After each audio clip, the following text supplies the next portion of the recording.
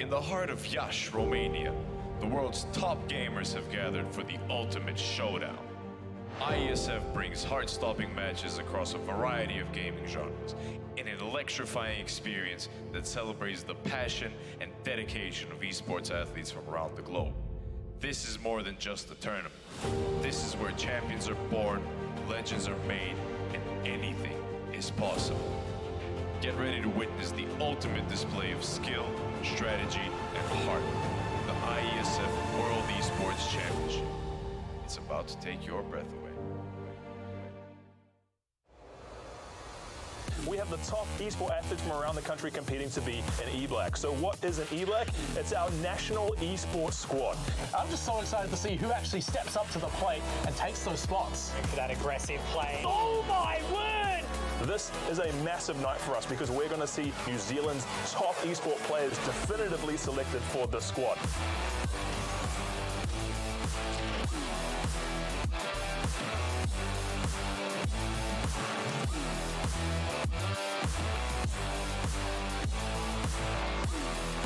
For most, the day has come to an end, but for some of us here in New Zealand, things are really beginning to heat up. My name's Blue Panda. Joining me on the mic, it is Mr. Rochester. We're coming into the next selection phase for the 2023 NZ Blacks, and we've got 2 days of awesome competition, which will decide our international competitors. And Mr. Rochester, all roads lead to Romania this year for what could be an absolutely massive opportunity on the international stage. Yes, they do. These players have been battling it out, and they've been grinding for the past 2 weeks, grilling their way through qualifiers in Wellington and Auckland, and they're just so excited and ready to get that chance to compete. And I mean, if you're not sure what's going on, we decide our national teams here today and tomorrow, but it's the future that they're looking to. Let's see where they could end up. Do you think you've got what it takes? The challenge will be tougher than ever.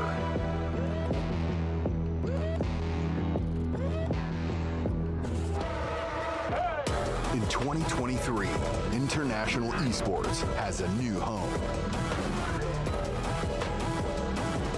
Over 100 nations fighting for the championship in a celebration of everything that makes esports great. Who will rise up to the challenge?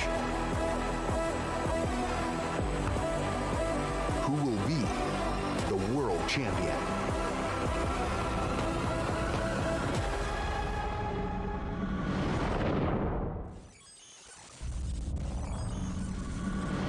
Massive opportunities up for grabs, of course. For the first time, Mr. Rochester, an entire New Zealand team could be taking to the stage internationally, not just the bit players we've had up until now. And it's going to be an absolute heater. They're, of course, vying for the ultimate bragging rights, which is to put on that black jersey, be an E-Black for the 2023 season. We figured that all out here tonight, starting off with a bit of Counter-Strike. And I mean, look, an opportunity to go to the 15th World Esports Championship as well. I would be absolutely stoked if I had that shot. I would be, and it would be such an honor as a player to be able to represent Aotearoa, because we're quite a small community here with, you know, the team of 5 million, and you've got teams coming out from other countries with, you know, 50 million to 100 million people at the even biggest places. So for that opportunity to compete and prove that we're the best here, it would be just amazing. And of course, today is just the Counter-Strike, but I say just the Counter-Strike. This is probably the main event. Let's be honest. It's Nautica taken on the Capybara Roadmen. Should be an absolute heater of a matchup, so I'm very excited to see what these guys have prepped coming into the matchup. Of course, this is not the culmination of everything. But I say it is the culmination of everything. This isn't just a one-off match. There has been a full double elimination bracket played out. We've got our top 2 teams here, and they are vying for that opportunity to put on the black jersey and go international for the first time, a fully New Zealand roster competing in men's Counter-Strike. So I'm excited. But Rochester, having a look at the players, having a look at the talent available, there are some big names that I'm expecting to do some damage tonight. Yeah, definitely some big names, maybe some household names you may be familiar with. There's JTR, you know, previous player for Dynasty, and he's such an aggressive player. And then you've also got other players on the team. So for the side of the Capybara Roadmen, there's Raz. He's a solid anchor type player. And these guys, all of them are so experienced. They will just know what they're doing in the server. They'll feel comfortable, but then when the pressure's on, as those games are getting close, they might start getting things jittering in, and that's when it comes comes down to the wire, and you really need to hold your own mental.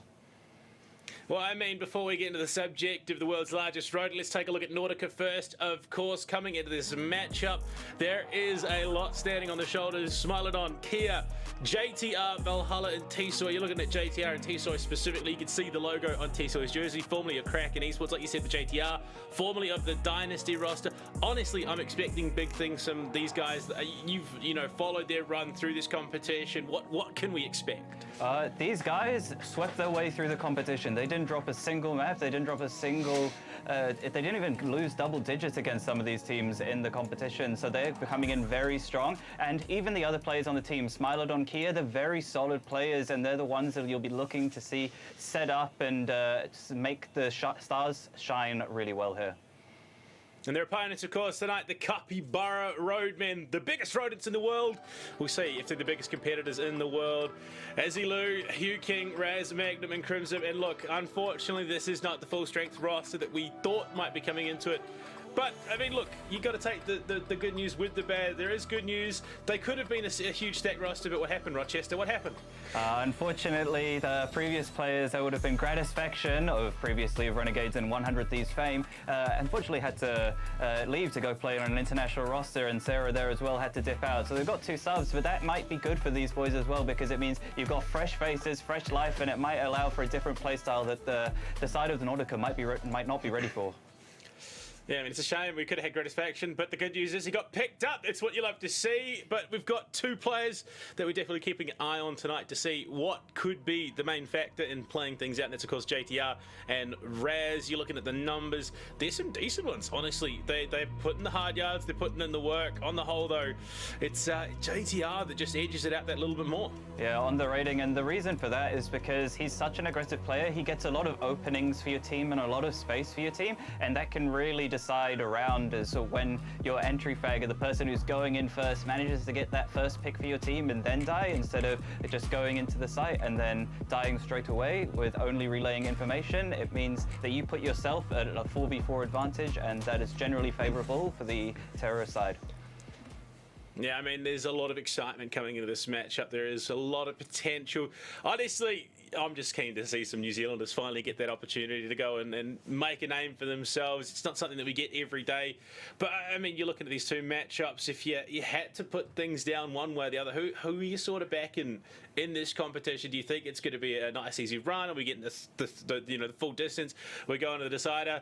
Should we actually, you know what? Let's have a look at the maps. Let's see where we're going to be going first before we make those calls, because a lot of it can come down to the maps, of course. Mirage, Nuke, and Inferno to decide. I rate that. I think that's a decent rotor of maps. Yeah, Inferno and Mirage definitely expected, very standard maps that everyone likes to play in their pickup games or matchmaking games. But Nuke is a very difficult map, especially, and this is probably a bit of a curveball thrown in by Capybara, because they know that they might be the weaker team coming into this, and they might need to pick a slightly off-meta map, one that relies more on tactics and less heavily on aim, in order to outplay and try win the series here against Nordica. Look, you're going back to basics in the Mirage. It has been a staple for the comp scene for the longest time. Inferno, much the same. I say more recent. It was a few years back that it got reintroduced. So this should be a decent testing ground. A lot of maps that have been in the comp ball for the longest time. And we were expecting somewhere along the lines of a Vertigo or an Overpass to come in, but they, like you said, a bit of a curveball. They're going back to a little bit more staple of the comp scene. But honestly, the 2 big players that I'm looking at, we've already seen them, JTR, Raz. I mean, on these maps, they can do so much to blow things wide open. Yeah, definitely. And we're seeing Mirage, that first map that comes off. I want to count in this game how many times JTR will just swing top mid and get the opening kill, because this man's aim is incredibly crisp. And when we're talking about Mirage just generally over as a map, on the T side, you're going to see a lot of mid defaults, and then from there, we'll sort of decide how you want to be playing out the mid round. From the CT side, you've got so many options for aggression. You could be fighting mid, you can be pushing mid, pushing underpass, pushing in palace, that it creates a very variable dynamic to the map, and it creates for some very interesting Counter-Strike. Look at those faces. JTR stone cold right now. Ready to get into it, ready to get things underway. You look at them, they're getting themselves nice and warmed up. Honestly, this is probably going to be an absolute heater. Right now, though, we are just getting the last couple of things sorted. So we're going to throw it to a quick break. While we're there, though, grab yourself a Red Bull, grab yourself a drink, get yourself hydrated. Make sure you're ready to go, because when we come back, we're jumping into some big Counter-Strike. See you then.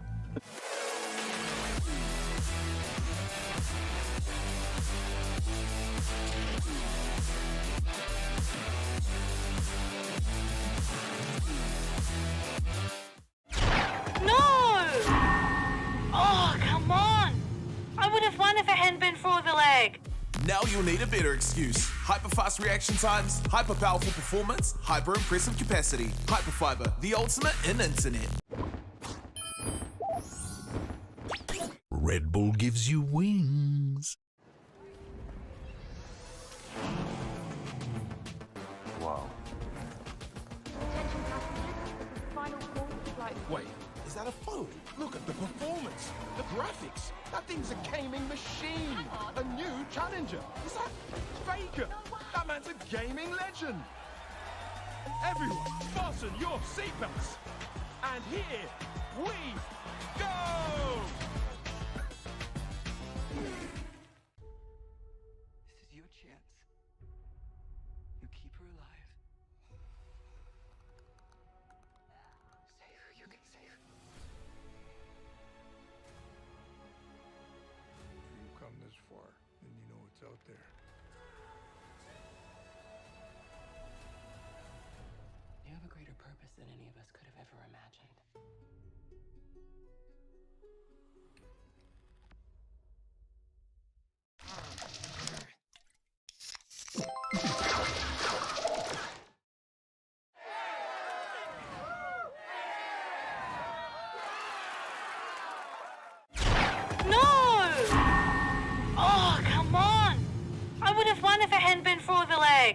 Now you'll need a better excuse. Hyper-fast reaction times, hyper-powerful performance, hyper-impressive capacity. Hyperfiber, the ultimate in internet.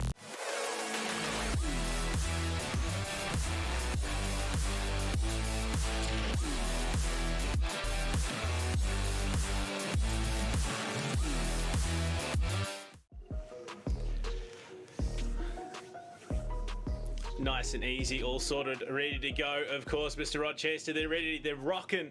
They're ready to jump into some Mirage, and I would imagine you and I both are as well. But I mean, you're coming into this, there's so many little factors to worry about. I'm hoping to see some of that quintessential ANZ Counter-Strike that we know and love, but as we head to Mirage, we do have to shout out our sponsors, of course. Samsung, here backing us all the way. The new Samsung Galaxy S23 Ultra marks a new era in Galaxy's ultimate premium phone experience. Use that exclamation mark Samsung in chat to find out more. I do have to say, Mr. Rochester, and this one isn't even paid for, I use a Samsung Tab 6 Lite to keep my notes for casting.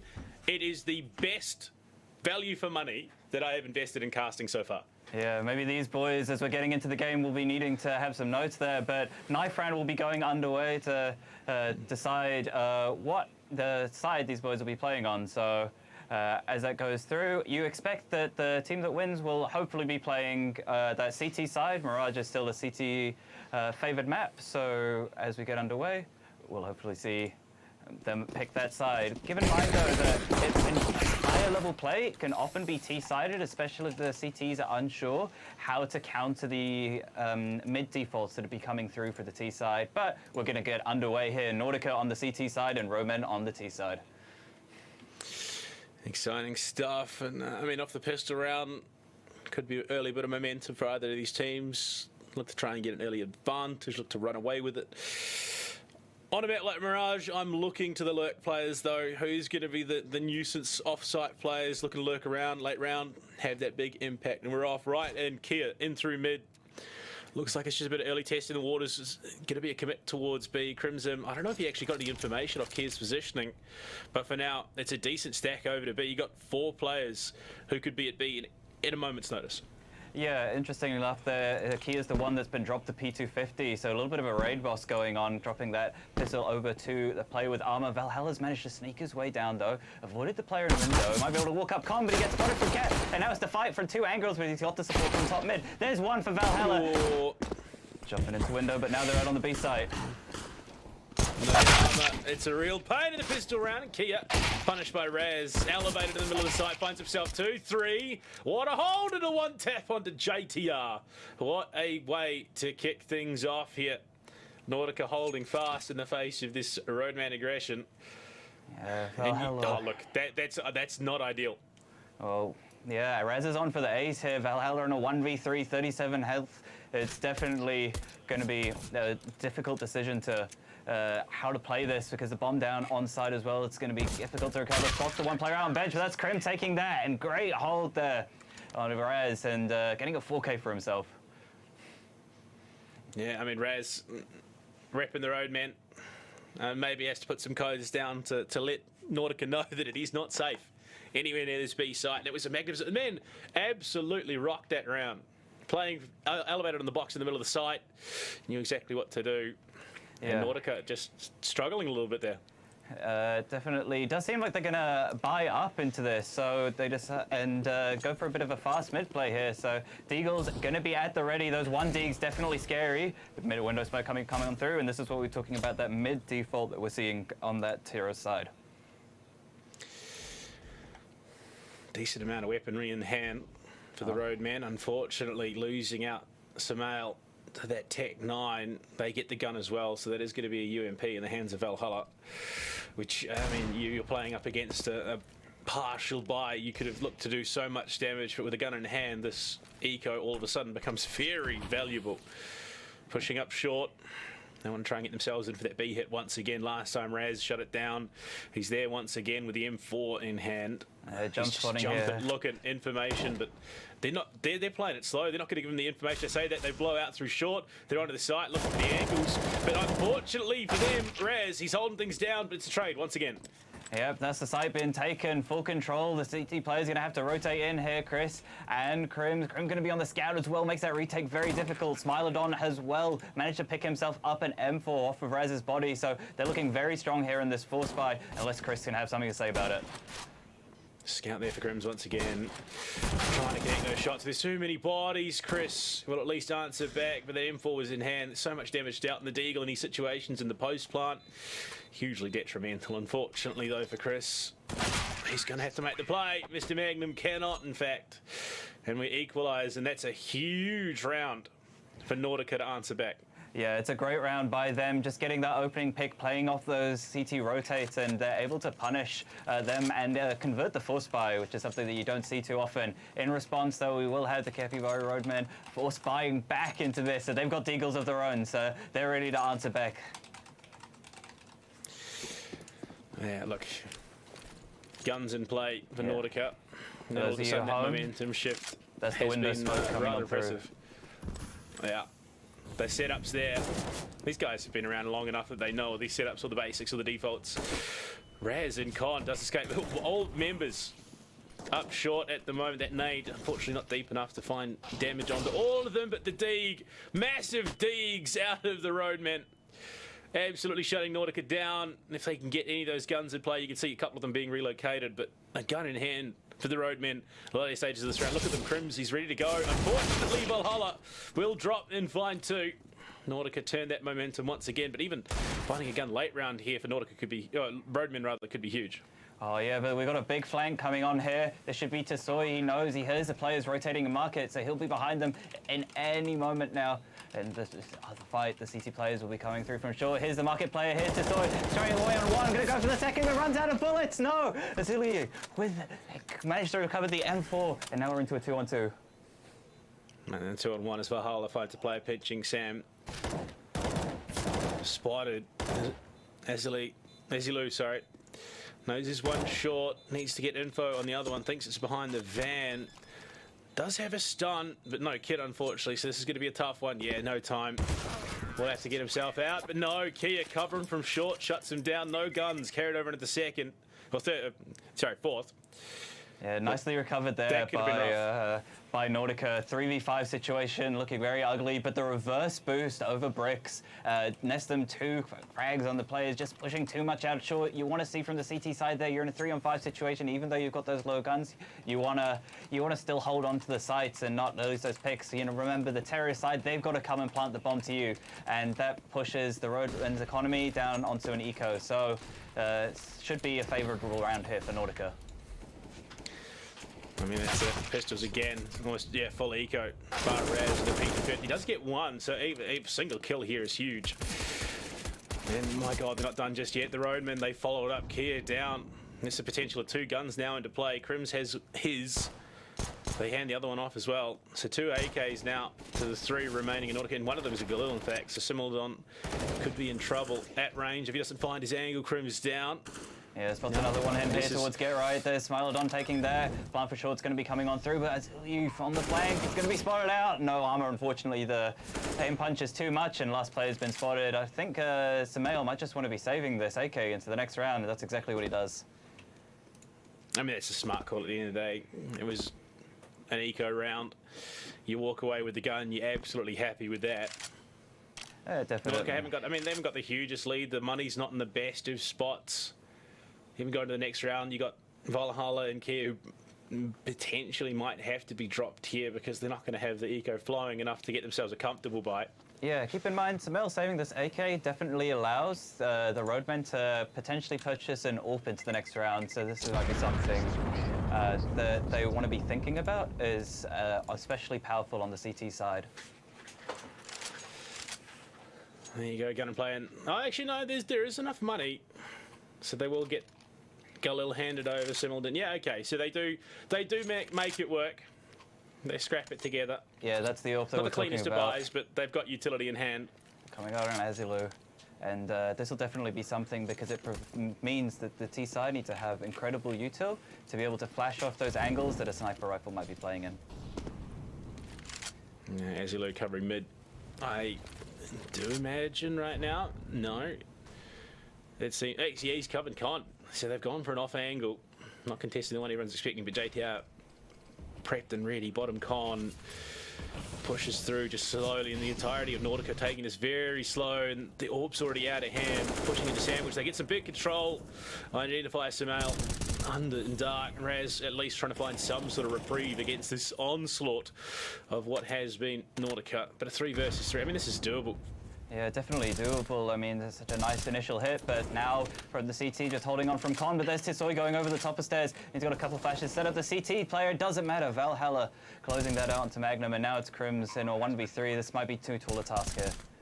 Get some good spam on the players in the box, though, and he knows that one's low. Just a spot Smilodon, I think, there, going over towards CT, so has to find out the info on the other player. I mean, honestly, out of the situation would be the best case scenario, but he's going to pressure it. Doesn't realise there's a player bin, and yeah, Simildon will walk away with the kill there. And unfortunately, yeah, not securing the AWP. That's a huge blow to the eco. Yeah, that's a really nice round. I mean, even walking away with that would have been huge this round.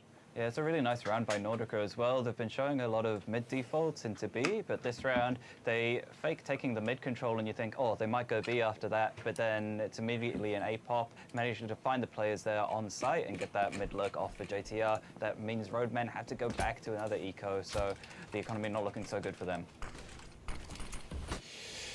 Scout in hand for Samael, so at least they're going to invest something. Couple of pistols as well. Azzy with the armour, so they're trying to invest in the next over towards the 6th round, but fast B hit, only one there, and Raz shut down immediately. Doesn't quite account for the fact that Smilodon, he's gone deep. Kia on the plant, multiple bodies down, and it's just an absolute wipe for Nautica. I mean, Samael, if he could find some damage, if he could take a gun off the board, that'd be something at least. Oh, the jump, the hop, unfortunately not the head.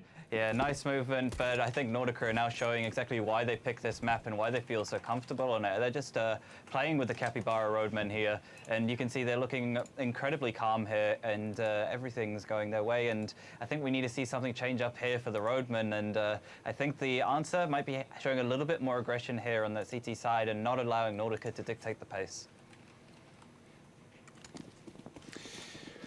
Yeah, not a great start so far here at Mirage.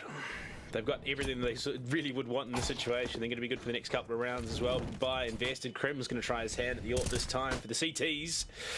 Smile going deep up mid. JTR sees that there is aggression from the roadmen. We'll feed that through to the rest of the team. You can see it is going to be an A hit for the most part. Just slow. There we go. Explosion out of the side. Kieran Smolodov, they're hitting their shots today. Tisoy as well. And it's 3 players off the board early. Krim's trying to cover that cross from short. But there's only going to be limited opportunities at this stage. Yeah, absolute white. That's clinical, and oh my, they're looking so strong here on Mirage. You see JTR spots the mid push, and he knows that it's not likely going to be just one player pushing mid. He's going to have the support of his teammates, and that means, okay, there are 2 players in towards mid for the CT side. We're very happy to go out and explode one on the other side, and that just happens to be A, where there's only the 1 defender there, and they're able to abuse that. So really nice calling there for the side of Nordica. Yeah, opportunities bound, unfortunately, not so much for the roadmen at the moment. I mean, you talk about runs through this competition, and losing Gratisfaction is certainly going to be a huge hamstring for a team like the roadmen, unfortunately, especially with Nordica. I mean, they're firing on all cylinders right now. Yeah, and I mean, you want to play like right in this situation, even if you were down 1-6, it's because you have that experience, someone who may be able to turn the round for you. Interestingly enough, we've got a bit of a cheeky boost going on here towards B. JTR might not be ready for this. There's a Krim with a Zeus ready as well. I respect it, but JTR's got an AWP of his own. Does he anticipate the player close left? He's just toying with it. They're anticipating it, surely. Surely we catch the Zeus on stream. But, oh, JTR, buddy, you're not going to give it, are you? He's just going to back off. It's all mind games at the end of the day. No Zeus kill here for Krims. Well, maybe not at the moment, but it could still happen. It could still happen, I believe, Billy. All right. It seems like Nordica, though, they've snuffed out the initial aggression, managed to work themselves off Con, and are now getting ready for the site hit. Coming up through Con now, splitting this A site, and just getting the kills left and right. Chris is stand here on shore, left wondering what happened to the rest of his team. It doesn't matter, they've all gone down, and now you're just left onto Chris. What more can you do? But, yeah, look, unfortunately, he's going to be whomped out too. I think it's almost the 4th round in a row where Nordica have yet to drop a player, which, I mean, just is going to be compounding their eco right now. Capybara Roadmen up Struggle Street. Need to bring something deep. They need to pull something wild out of the bag, honestly. Yeah, so we saw their initial attempt last time with the mid-aggression, and that didn't seem to work out. So maybe they're going to be happy to play maybe a more retake style. So that means that you're happy to give up the site, and then you're going to be executing back onto the site once the bomb has been planted down. But for the T side, they don't care if the bomb's planted down. They're just hunting these frags at the moment. They're getting straight up Con, and Krim's going to be the one that has to hold off onto this. Smell finds the opener though. It's big.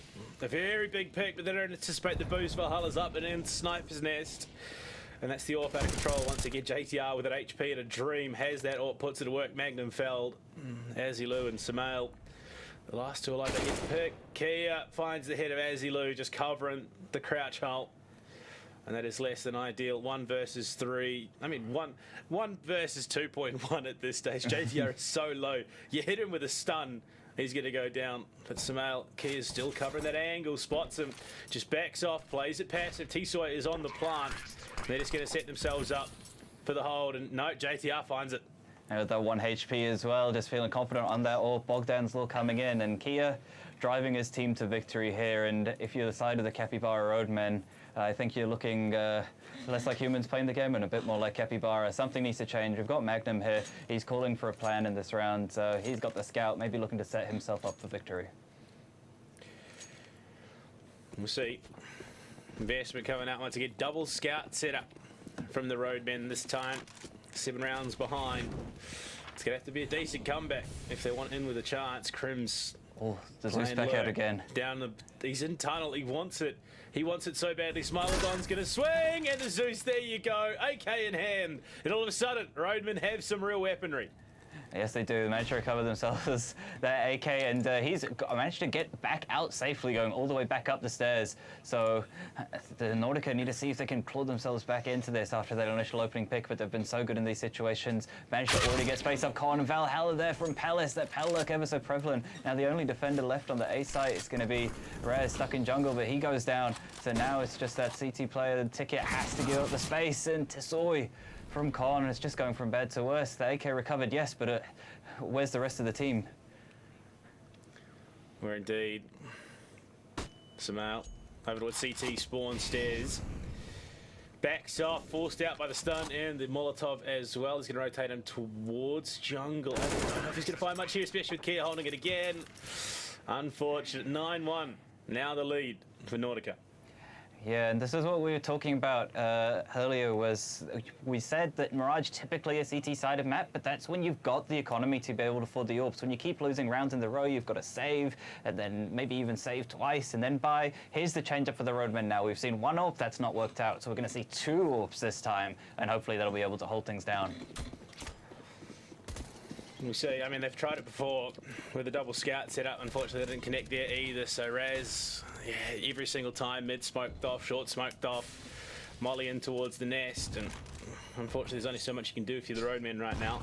JTR as well. He's just continuously limit testing over towards the apartments. He's 15.6k in the bag. There is money to burn for Nordica right now.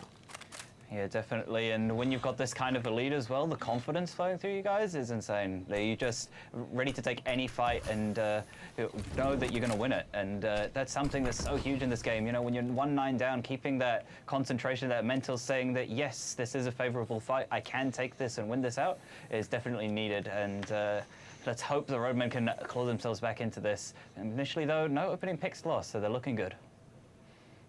Honestly, I think Roadmen need a bit of a pep in their step. Maybe they need to go to the fridge, get themselves a nice cold Red Bull, get themselves absolutely pounded.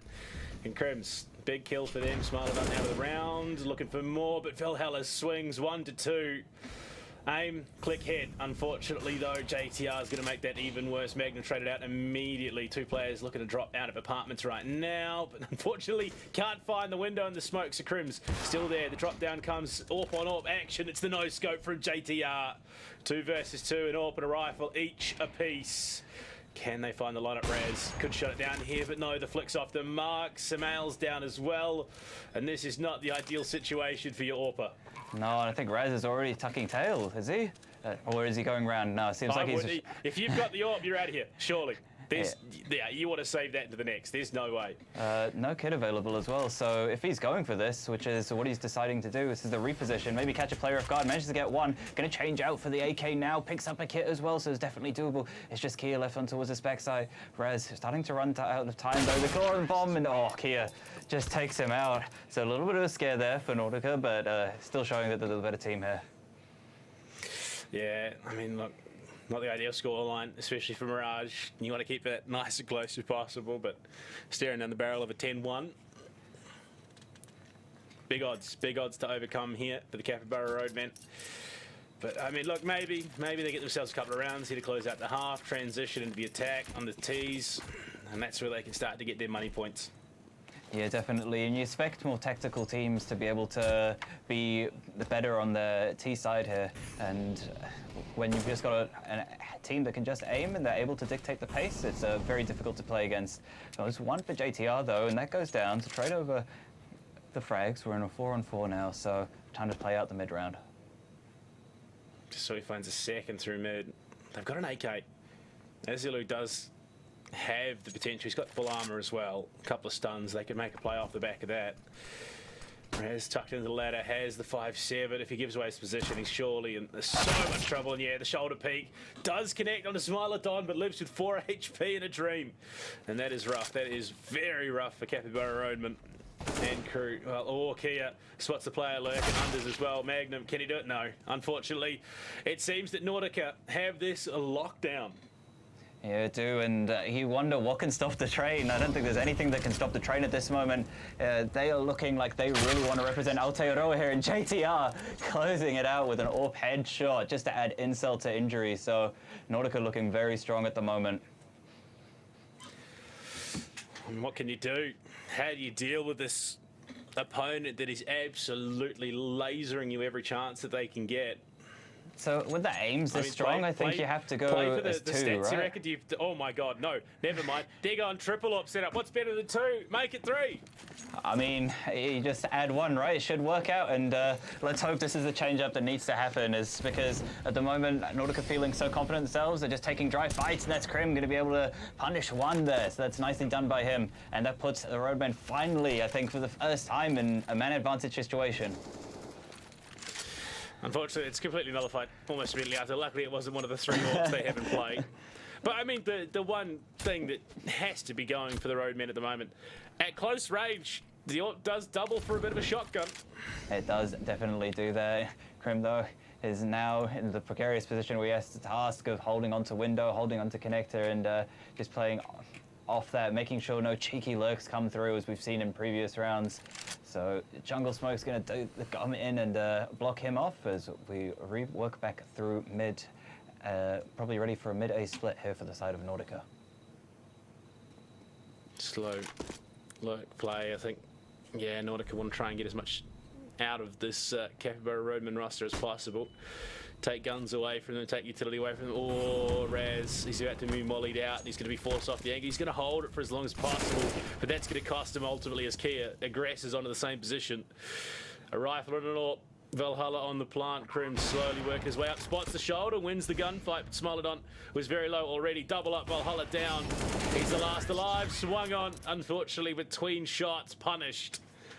And Nordica, I think, may have just reduced this Capybara Roadman roster to, well, let's put it this way, charity. Charity at the moment. Luckily, they've got massive loss bonus to work with. I mean, Smilodon's even got time to adjust his camera in between rounds. He doesn't even need to focus on the game at this point because he has faith in his teammates to be able to close out the round. And honestly, everyone in Nordica has had their moments this game. Keep in mind, though, it's still definitely not over yet. Force Spy going to be coming on through for the Roadmen. We've got 3 of the Frenchy guns here. The FAMAS coming out. Krim, some nice movement, getting boosted up on top of this box, but going to have to fall down because 1 flash and he's doomed for here. JTR's now slowly working his way back up mid. Look, all I'm saying, an opportunity like we have in New Zealand, like the Hyperfiber League for Counter-Strike, would probably go a long way to help the likes of the Roadmen. Maybe we can hit up the NZSF and make sure that next time around that's what's available. Double spray down there for Krims. Finds himself to, it's probably one of the best openings the Roadmen have had so far this half. But with 2 remaining, this being one of them, I think their best bet potentially could be a 13-2 going into the transition. Big shots for Krims. He's found 3 in the round. He's not stopping. Yeah, and smartly played by him. He's backing off and repositioning, but JTR with the punish onto Raz. So now 2-on-2 situation. They're going to have to play out the mid round. Samael and Krim going to decide to regroup back up here and towards mid and play this together. I like this from them, as the idea, as long as they can work together in this, definitely doable. JTR, they don't know where Krim's gone. They don't know about this reposition, so this is a nice play here by Krim, and 36 seconds now left on the clock, so they're going to have to start piecing this one together as time's running low. They need to get that bomb down on site. Big shots from Krims, unfortunately. Gets 4 in the round, can't get the full ace. Samael, little pop stun attempt. Has the health advantage, but it's an AK. That thing will mess you up. Yeah, JTR's managed to drop though, has the Tech 9 in hand, the extra movement speed, and gonna walk across it. They might not be ready for it. Swings out, gets the tap in. Oh, can't close it out, and there's another round there for the Roadmen. Nicely done by Samael, staying tucked in, not giving that extra peek and winning out that gunfight in the end. 100% increase on round count so far there for the Capybara Roadmen. Can they triple down and get the final round of the half? Money is not an issue by any stretch of the imagination from Nordic. In fact, look at them. T-Soy has brought up. He's going to end this half with 11k. Same with Kia. I'm surprised we didn't just see full 5 DACs brought up, the auto snipers to come into play, but no, they want to lock this one out. Yeah. Smart, clean, push through A. Azilu, he's going to find 1. Samael for a second, but Valhalla answers back with 2 of his own, taking down both of them. And a 3 versus 3. With the site control taken by Nordica. Not an ideal spot, and things are looking bleak for the Roadmen. Yeah, definitely looking bleak. They do have some util though to be able to retake the sites, and Nade's going to come on through, take down Valhalla a bit. There's not much util here for the T side to work with. They spot the flash going out of Hellas, and there's Krim with one. Nicely done on the orb. The FMS come trying to trade. There's Krim with the trade again. Now we're just into a 1-on-2 here for JTR. Going to get mollied off and decides to swing out after the molly and going to get the one and sandwich JTR. What a clutch by him, and puts his team up to 13 rounds. What a dominating half there. I was going to say there was potential, and then you remember that it's JTR in that position to try and clutch up, but I think even then it was probably still a bit unfair for the Capybara Roadman.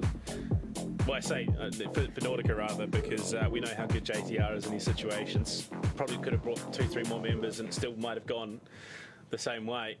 But CTR, no, sorry, not CTR, CT on the cards for Nordica now. And yeah, I mean, look, they're 5-5 armors, no kiss. If you're going to start some sort of comeback, it's got to be now for the Roadman. Yeah, that's definitely what we're hoping to see. Them dictate the pace of the T side, and it seems what they're doing at the moment is just speeding up in towards mid and taking a lot of space. So it's nicely done by them. Already a gush going on to Tesoi here, so it's just going to be Kia holding off this Kia. Oh, wow, and Valhalla chiming in as well for 2, so it's just going to be 2 players left for Roadman to try claw this back. Tap, tap, tap. 3 quick headshots. Leave it down to Azilu and Chris Magnum. Plant is going to be successful, so at least there will be some eco generated. Azilu down, it's onto Magnum. Swings out, finds the player and shot. 2 isolated 1v1s, both players low. He's just got to hit 1 shot on each of them. Can't find the player in the sight. One coming out of the shot window. Hits the first, Valhalla down. And it's onto Tesoi, and Chris Magnum wins it out for the Roadmen. They win both pistols. Yeah, the fist bump there coming out for Crims as well, and that might be the momentum that they need. A big round coming out for Magnum, and that can hopefully push them to at least have some motivation, momentum back into this and try claw back themselves into this game. Well, look, 13-3 looks a little bit better than 13-2. Definitely does. We do Right see now, a force buy coming out back through Nordica. This was scary the last time. Slightly less number of deagles though, so Kia going to go for the short boost over the top, managing to cross over, but can't quite connect the shot. Krim managing to get the trade out onto the con player, so on a 4-on-4 now. Guns are there for both sides. Unfortunately, Kia tagged up, I think, more than he would have liked with the situation. Hand over, Galil in hand. He's going to toss it. I mean, you got 2 players with Mac 10s, but still, you do you, champ. You figure this out. You know it better than I what is going on. JTR, though, has to be said, 18-7. You look at the numbers, Nordica, there's some big efforts coming out. Valhalla as well, 20 and 13, player in the middle side. JTR, Deagle goes hard in the side, but it's a 2 for 2 ultimately, which leaves it now into a 2 versus 2 clutch situation. SMG and a pistol versus the AK and the Galil. I mean, odds on. Roadman should be able to pick up another one here. Yeah, they should. No kit available though. Tesoi on this flank might not be accounted for though. So he's now starting to creep up here in the apartment. He's going to spot one player out onto bench, and it's a nice 1D. It's just going to be Krim now in the 1-on-2 situation. Spots that player out. Doesn't know where Smilodong's coming from. Just spots him out. Reach position the bench, but Tesoi, the 1Ds. Oh my, such nice shots being hit out by him. And the force buy once again works out. And I think now you got to call it here for Nordica, just going to sweep this one away, and the Roadmen down and out. Oh boy. Rough situation. I mean, 1 more round and you're facing down map point, 2 more, and we're headed over towards the nuke. I think if you're the Roadman here, even if you don't win this map, if you can string, 3-4 rounds together towards the end of the half, it'll at least provide some confidence going into your next map, which is your map pick as well. So maybe a little bit of momentum back in your favor, and that should hopefully set you up for looking good. Let's see. There are guns in play for the Roadmen, so they at least have something. I think they know they're in a situation where they've got to sort of bring everything that they possibly can. Player jungle, spots player Tetris, jumps over, Smilodon just tucked in outside on the balcony of Palace, and they're getting some big kills. It's an absolute wash. 15-3, 1 more round. All 5 players alive. The CTs have got 2 AKs and a Galil. They've got more T-sided weapons than they do CT. It's I think it's no hope here for the side of the Capybara Roadmen. But like I said, if they can get, this round, a couple more rounds, maybe even get themselves to 8-9 rounds before they lose this game, it puts the momentum back in their favor. And going on to the next map, Nuke, they might decide to play with a bit more confidence and at least keep that mental strong. Only the weaponry isn't looking good for the Roadmen here. They're on deagles, pistols. JTR's just deciding he doesn't care, gonna fly out bottom mid, just take the unders fight, and wins that one out. 2 Tech 9s in hand. I mean, you can do a lot of damage with 2 deagles and 2 Tech 9s. They've got armor as well. Unfortunately for Azulu, he's taken so much damage. He's gonna find Smilodon. So if they can recover their gun, it'd be huge. Kid playing up short. They get some big shots out, and it is all down to Chris Magnum with his Tech 9, a hope, a prayer, and the bomb. He's on A, spots the player, middle of the site, and there you go, Nautica, take map 1. Yeah, not even breaking a sweat. You can see the player cams there. They're looking extremely cool, collected, like this is a usual day in the office, and this is exactly how that bracket went as well to qualify. And if you're the side of the Capybara Roadmen, I think you need to take a couple minutes breather here, reset, and prepare for that next map. Yeah, you got to hope, words between the break are enough to get themselves into it. Mentally, you're heading to Duke, which I imagine they could probably do a little bit of damage there, but given the showing that we've already seen, Nautica again find themselves heavy favourites in this matchup. Look, I'd love to see this one go the distance. I'd love to see us go to Inferno, but I'm not putting pink slips on it. I'm sorry. Oh, that's a shame, because I think the Capybara Roadmen will give definitely a better showing on Nuke, and we're expecting to see them wanting to start on the T side, especially if that's their map pick, because you'll be confident in your own map pick in deciding how you want to dictate the pace of the game, what strategies that you want to run. Often on Nuke we'll see, top site hits, ramp hits, and especially those outside smokes going to be default sort of every round. So it'll be very interesting to see how they decide to play it out. Well, I know the players need a short break, so do we. When we come back around the corner, we see, do Nautica get to wear the black jersey? Do they get to rep NZ? Or is there potential for a reverse sweep on our hands as we head to Nuke? Come back in a sec to find out. We'll see you then.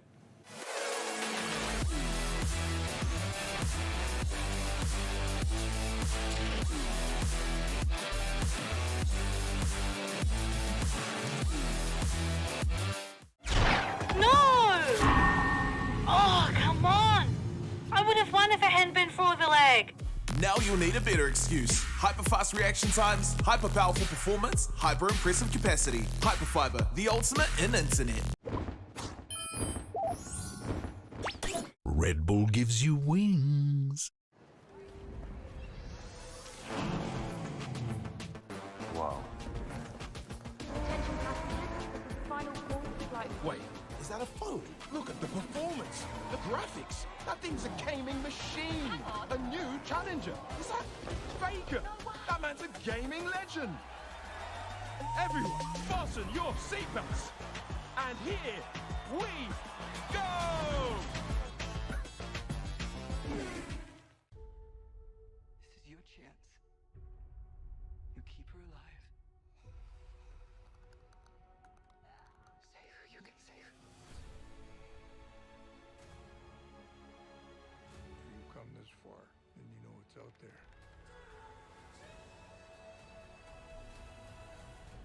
You have a greater purpose than any of us could have ever imagined.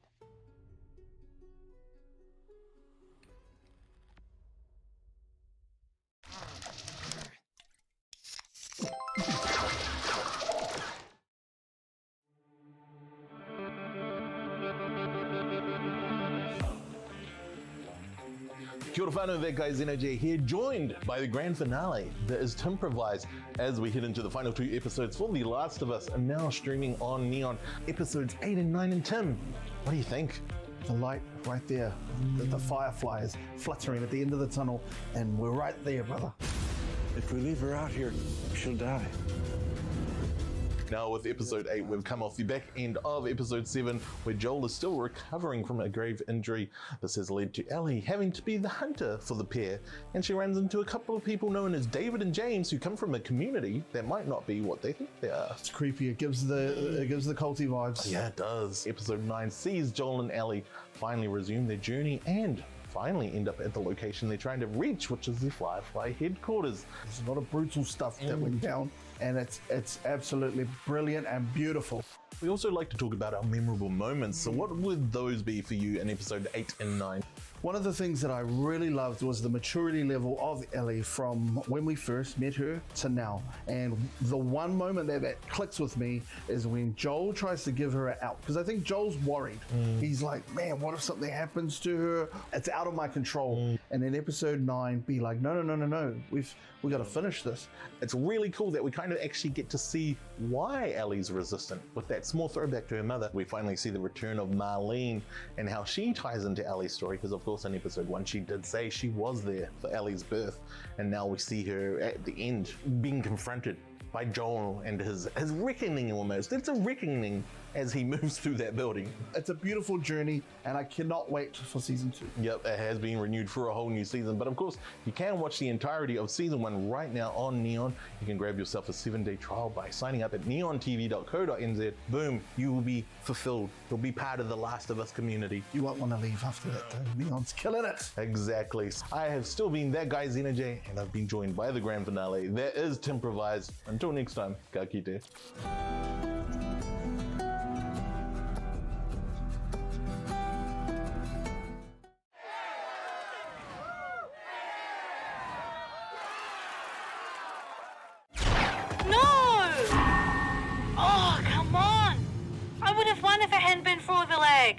Now you'll need a better excuse. Hyper-fast reaction times, hyper-powerful performance, hyper-impressive capacity. Hyperfiber, the ultimate in internet.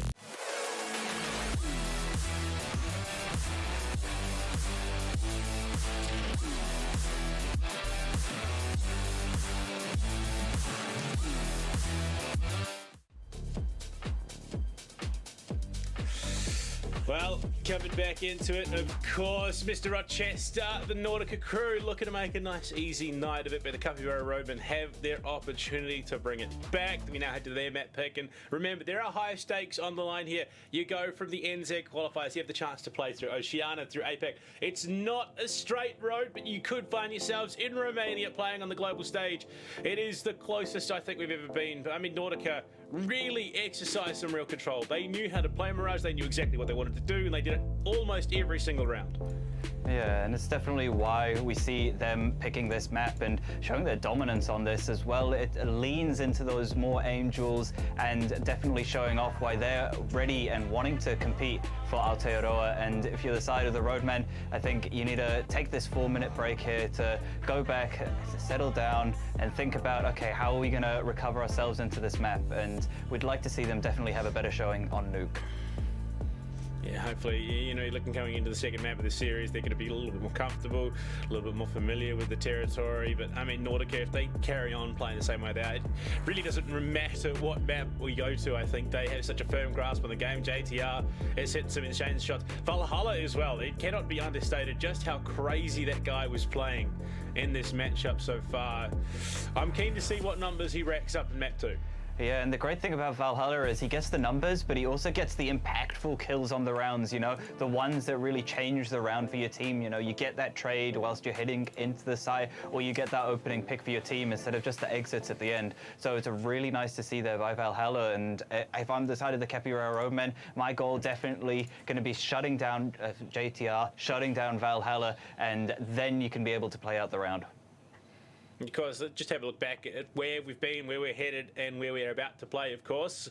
Obviously, it was an interesting set of vetoes, Mirage Nuke, and then Inferno to close it out. I mean, look, I rated some classic maps in there, but you got to remember, Rochester, even in the ecosystem of Counter-Strike at the moment, CS2 in beta at the moment. The transition between 1.6 and Go, we saw some players who may not have had those opportunities in 1.6 blow up, find themselves in the main stage now in CSGO. Imagine the possibilities, especially for a country like ours between CSGO and CS2. I'm excited. It'd be amazing. amazing. The future is looking bright. It definitely is looking bright for New Zealand. And speaking of CS 1.6, you might remember way back in the day, Nuke had this whole rafter going around the outside of it, which definitely changed how the playstyle was. Maybe we'll see some new map updates coming into CS2 as well. Maybe things will be kept the same, but who knows? Only the players that got into that beta test. But unfortunately, if you don't have CS2, that access to that beta, you can also spend the night enjoying a little bit of TV with Neon, so it's definitely the way that I like to spend the night. And these boys, maybe the side of Nordica, that's what they're looking to do, as we saw them close out that first map very quickly. I mean, you saw the ad roll at the start. We got to look through, The Last of Us dropping on Neon at the moment. I've finished it. I'm a little upset we have to wait until the end of next year for part 2, but what can you do? Modern production, it takes time, especially to craft something as awesome as we got to witness in Season 1. But it's Counter-Strike time, Rochester. We've got some Nuke to play, of course. And unfortunately, we only got to see the triple AWP appearance once on on Mirage. I don't quite see us getting the same number of green guns in Nuke. We're probably not going to have the same number on the field at the same time. But look, there's still possibilities, especially when we saw Crims hitting his shots. Yeah, definitely. Krim on the AWP there, we're going to expect him to see taking it towards that outside position on Nuke, where you've got those really long sight lines where the sniper rifle really ranges. But keep in mind, you've definitely got more options where you can rotate around, where you can take that sniper rifle over towards ramp, and you've got to have that super good internet and to be able to hit those sniper rifle shots, holding those pixel angles, and that's why you should get New Zealand Hyperfiber, because that's the most stable, the fastest internet available in New Zealand, where you will be able to make sure that you can't blame your internet for missing those kills. Yeah, and as we jump on into Nuke, of course, it can be one of those factors in mentioning what you're just touching on. We do have something good to give away, of course, with Hyperfiber. You can get your chance to win the Ultimate Hyperfiber Gaming Pack. It includes 12 months of free Hyperfiber broadband. Make sure you use !Hyperfiber in chat to enter the T's and C's. You must be 14 or older or have your bill payer's permission to enter. But a gaming pack and 12 months at the end of the day, I mean, that's huge, especially if you're looking to compete. Sorry, did you say free? Free. Oh wow, that sounds like a great opportunity, and maybe that's your ticket to, the thing that's been holding you back, and now this might be your journey to pro, journey maybe to represent Aotearoa, which is the one that Nordica were looking to go towards here, unless the roadmen have something to say about it as we jump into Nuke.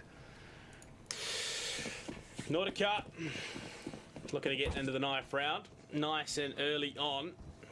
I'm interested to see what are they at, where they head. Capybara roadmen. Their own worst enemies, it would seem. Yeah, sides have already been decided here. This is a bit more of a formality, but it's nice just to, get into the game, move around a bit. A lot of players have certain warm-up routines that they like to do, team huddles and things, and this just gives you not an immediate jump straight into the game, but a little bit of time just to move the mouse around and keep your hands warm. Players, a lot of them nowadays have hand warmers. You can work out a bit of frustration. Your teammate who might have been slacking map 1, give them a nice little stab, completely, repercussion free. You then move on, more mentally sound. You're not as tilted. Is that a stab in the game or in real life? In game. Oh, okay, then that's okay, yeah. In game, you can just walk it off. IRL, not so much. No, not so much. And let's hope that the roadmen are able to walk off map 1 as we're getting into things here on the T side. It seems they're going to be setting up for a bit of an early ramp hit here. JTR has called this correctly. He's got 2 players stacked over towards ramp, but no, that player's gone down and towards the vent, and here comes the flash now, and they're going to speed up here and towards the ramp pause. They really have batted out. Player was looking to rotate back towards heaven. They're going to regress on the position as well. Full ramp take, and there you go. Player cleared out. JTR finds one before he's traded out. Azilu is going to try his luck up on the A site, but no, not to be. And it seems it's a wrap around. In fact, they've pulled back from ramp. They've got it onto A. They're looking to get that plant down. Player heaven drops. They're all on the site. And out towards main. T-Soy's just throwing shots in. No kit to play with as well. I mean, this is going to be a fast retake coming on through now. It's planted backside though, so no one there. Kia managed to get one in this. So nice shot, and what an adjustment. Such a nice shot coming in for Kia, and it was such a nice try by the roadmen. The initial strategy of, faking the ramp take, but then taking hell, going up heaven and splitting A. But Nordica, they're just too crisp, man. What can you do? Yeah, I mean, that's it. They are so clean. At the end of the day, I mean, they pick up the first. I mean, we're gonna see guns, that's for sure. We are gonna see guns and play T-Soy. Not gonna buy anything with CP. He's running pistol and armor. There we go. Okay, I was gonna say he does get himself something into play. Yeah, good news for roadmen. This is scary. They got the bomb down, so they've at least got cash to buy into this. We see, you know, it's 2 AKs, 3 Galils coming on through, but very little util, which is very difficult to work with, and especially like on a map on Nuke, where util's so important when you want to be taking outside, but instead they're just going to be taking the dry fights, and that's Valhalla with 1, popping heads with that M4A1S. Interesting, they're forced up into the second. Galils and AKs. Not the call I would have thought they would have gone for, but I suppose the situation, yeah, backs up against the wall, you got to make the play. Right now, Kid is playing around that main double. Knows that there's one outside towards red. Wants to try and shut him down. Shots on, they do connect. Hazilu forced off the position right now. Magnum kind of trying to come in, support top main. But so far, Kid, he's happy as Larry. He's just going to sit here and wait. Oh my God. Swings out heavy, takes some damage, but Magnum off the board, spray through. Trying to find player and Hut, but Samael, he's going to head upstairs. Yeah, the teamwork's so nice coming out from Nordica there. You see him turning away, and that's because his teammate throws a flashbang over to support him. Blind the player there, and all 5 players staying alive for Nordica. The teamwork looks flawless, they look flawless, and I mean, what more can you do? Force by not going the way. Shotgun a Red Bull, that's it. That's what you can do. Yeah, try and get yourself some energy. Definitely what these need, because the roadmen need to wake up here. They've definitely shown, though, on this T side of Nuke, they've at least got a bit more interesting in terms of the strategies, but they need to have that aim on line. For Nordica, though, that aim's definitely there. And as the other roadmen, what are you here with? Some Tech 9s and pistols. They're just going to go for a vent dive here, see if they can get the bomb down, but Krim can't even get down the vent. Ooh. And now they manage to do so, but it's a little bit too late. They're just spamming away. They can't get down the vent. And now it's just Chris Magnum. No, it's gone from bad to worse. The vent dive doesn't work out. Flawless round, absolute wipe.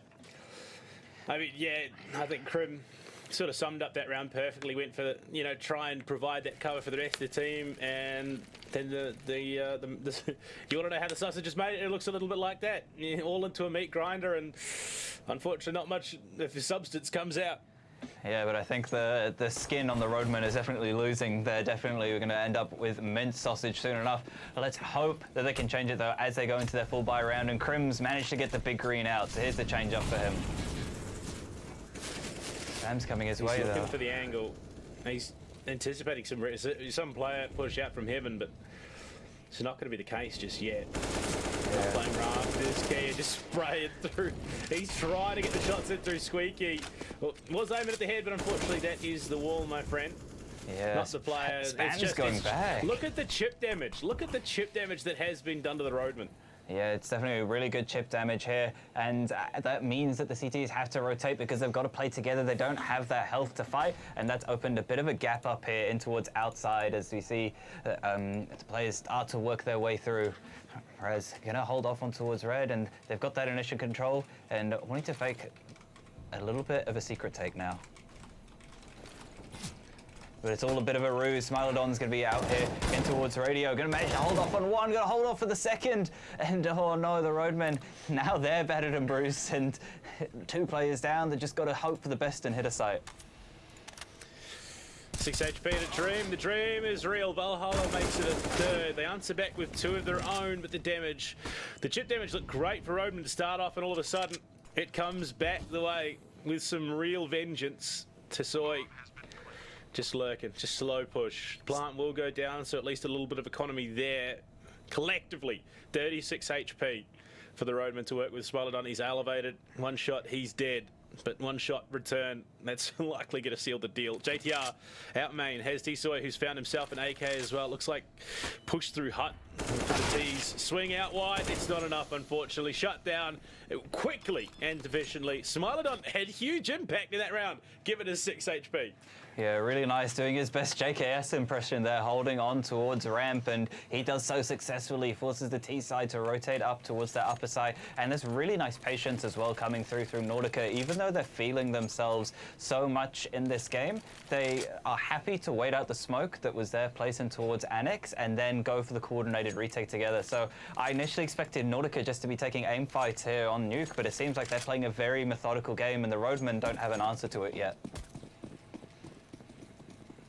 Yeah, 4-0 start. The string of rounds, both maps has been quite severe for Nordica. Early Molotov to try and cut off the Squeaky push. as he loot tagged. I mean, it's early chip damage that keeps going out for Nautica successfully. They're going to be heading outside. Presence there to try and rotate around. It's a 3-2 split. 3 outside, 2 inside. But big shots. JTR and Kia find 2. Oh my God, it's over. It's done. It's dusted. Wrap it up and post it. Oh, just such a quick round going on there. And you see that as well, the side of Nautica, they're deciding, okay, we need to take some space somewhere in this round, but they're not just fighting with one player, they're not fighting with 2 players, they're fighting with 2 players and a teammate, throwing over flashbangs to them, happy to support JTR and Valhalla there. So it's just such good teamwork coming out for them. And if you're the Capybara Roadman, I mean, I might be wondering, hey, is it time for a timeout? We need to rethink what we had initially come in with to this game. Oh boy, the weaponry looking quite comfortable once again. Nautica generating some real eco, but Raz with the headshot, the Deagle takes out Valhalla. He's going to be dining in his namesake at the moment. But look, there's still guns, there's still weaponry, there's still utility. Nautica lose 1, but they've still got 4 just as equipped players. Yeah, Tesoi turning away there because of the flash coming on through, and unfortunately gets timing for the player.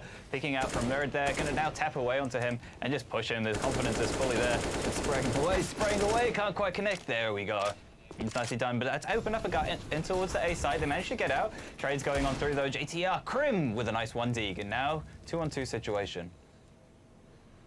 No HE, unfortunately, so you're not going to bag both of them with a single toss. But plant down once again. Roadmen have been reasonably successful with the plant so far here, but Smilodon coming in from ramp will be traded back by Crims, who's putting in the hard yards, gets himself an AK, but at half HP, Kia just needs to connect. He's going to pop this smoke. He's got the kit. No way he's baiting the Ninja.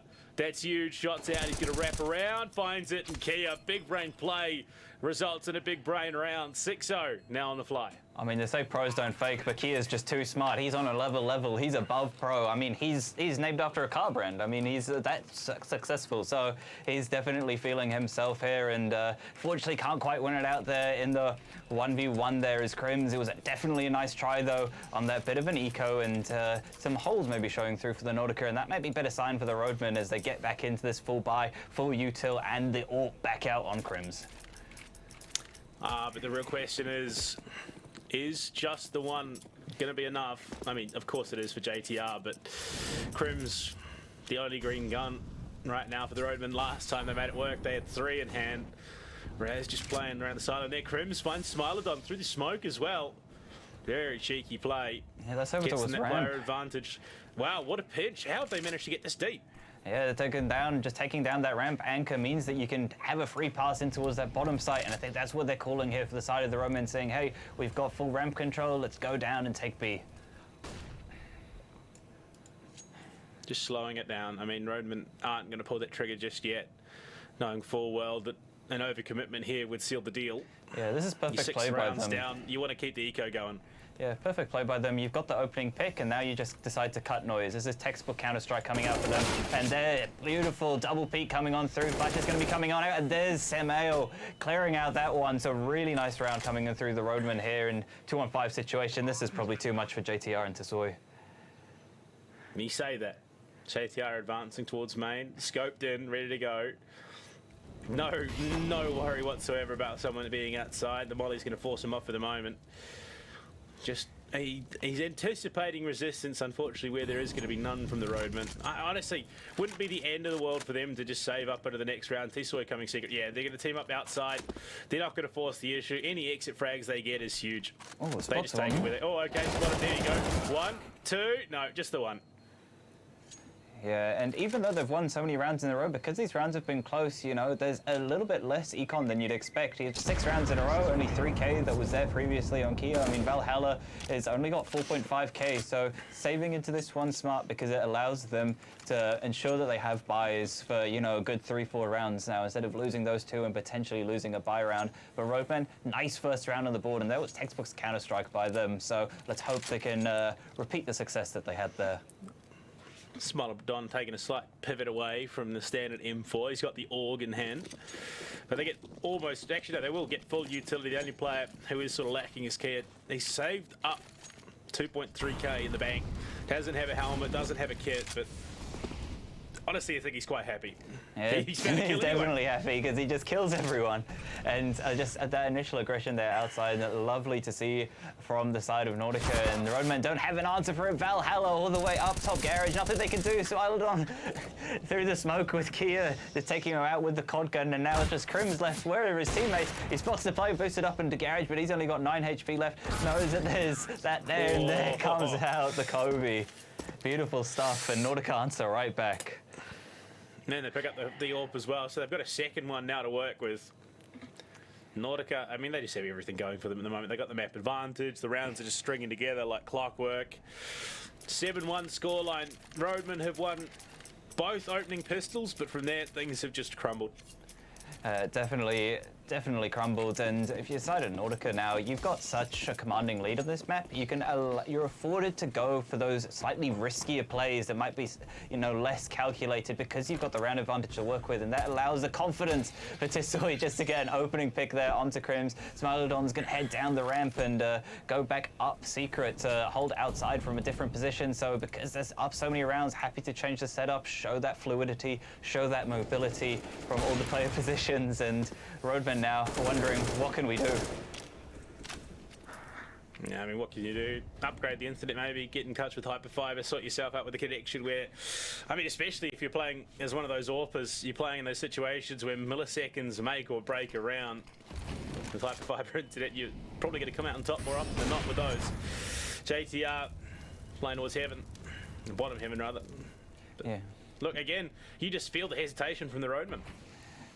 Yeah, definitely. I mean, they've taken ramp control, but they're still having to dot the I's, cross the T's, make sure that they clear everything out because they're not feeling confident enough to make a correct read. So they've got to ensure that they close this round out. Rad's here, in towards Africa. Gonna spot one player, gonna get picked up from Secret though, and there's Smilodon with the COD gun, gonna get that one. So as the ramp hit now comes on in, there's a 3-on-5, still definitely doable here for the Roadmen.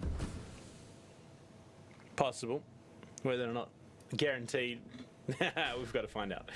Right now, Kia, he's just playing very cheeky. Knows that the plant's about to go down. He's about to pop that door too, and that's where things get deadly. No, smart, trigger discipline.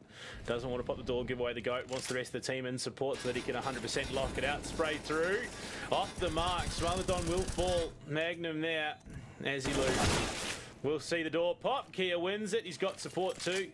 Just pop flashes out into the middle of B. Knows that there's multiple bodies. Samael finds one, but both he and Magnum will fall. And there you go, Rochester, an 8-1 score on the cards. Yeah, and it's really nice there. I mean, we saw there that the discipline not to open that door when the bomb was being planted. I mean, we could see it on our screen, right? He was looking directly at him, but the patience saying, hey, let's wait for the team. Let's have this 5-on-3 retake coming on through. And Nordica looking extremely comfortable here. And the Roadmen, that's just going from bad to worse. They're throwing the AWP over from Crim to Samael. I mean, I think for the Roadmen, what I'd like to see change up is they need to start defaulting these outside smokes. I want to see either the L bend or the straight line down to Secret and at least force some rotates over for the side of Nordica because at the moment they're dictating the pace and what they want. Crims again finds the opener, Kia down very early on. Yeah, we saw Doing them have work. I mean, Crims is really putting in the hard yards of this team. Yeah, we saw them have success with this earlier before where they managed to get the opening pick and then cut noise, but there's a straight answer back here for Tissoy. Gonna smoke for himself to get out. The molly comes on through into towards second vent, and there's Chris Magnum. Nicely done. JTR hopping down from heaven to see if they're gonna flood out into the site, but it doesn't seem like it. It seems like they're gonna reset here and head the shoulders over towards ramp, which is where Smilodon will be holding. He sees so many players, he has to run off. Spots one though, gonna take that and now falling back deeper and deeper into the site, not giving up his life, gonna play from God. And there's another one for Smilodon. The ramp hold is strong, the ramp hold is strong. JTL with the support and Nordica, you cannot stop them. Smilodon with the 3.33 recurring KD, 10-3. I mean, they're looking good. These guys are looking absolutely insane right now. JTR sporting the 4.0 KD and an 8-2. 9-1. I mean, this is eerily similar to map 1, Rochester. I think this is going to go the same way. I definitely think it will be, but keep in mind, Nuke is a CT-sided map, right? And if Roadman can string together 4-5, I mean, Zonic Law's in play if it gets to 4-11, so it's definitely still doable. And Krim's been getting some good opening picks for his team, but they're not maybe been enough. He's going to go for the peek out here, and JTR, fully blind, gets that opening pick. Valhalla as well, clearing things up. So Nordica just have free reign where they go wherever they want to go, and they're not passing by like ships in the night because they are the ships just ramming into stuff. This is a bit of a Titanic situation, showing that they are very comfortable here on the troublesome waters of Nuke. And Roadmen, they might need to hit the road soon. Ice in the vein, ice in the water. You got to be careful. Maybe the Roadmen need to put some cones down, block off traffic a little bit. Because right now, this detour is not working for them whatsoever. In main, Magnum will find one onto Kia, but the trade comes immediately and severely. JTR finding Raz. Every single opportunity, every single step taken is met and matched. Samael down in towards tunnels. I mean, what do? You've just dropped Secret. You've got 12 HP. You've got more rounds in the magazine of the gun that you're holding. I think he's just giving us a hint there. To work with. Oh my God, no. JTR, don't do him like that. The no-scope wallbang. Oh, it's just going from bad to worse. JTR doesn't even need to use a scope now. He's feeling this confident. Oh, we saw them looking there into that fire exit sign, and I think that's a bit of a sign here for the Capybara Roadmen, where they're wishing to maybe leave this map, but if they want that chance to prove that they can play Aotearoa, they've got to get back into this map. And I think they need to take a little bit of time here to think, okay, how do we adjust ourselves? How do we play this map? You folks at home, what they're lining up there is an outside molly for the T-steps to ensure that an early rush and White Peak doesn't come on through, and that allows you to fight heavily for outside on the CT side. So Nordica just showing off that their util game is incredibly strong as well. It's not just their aim.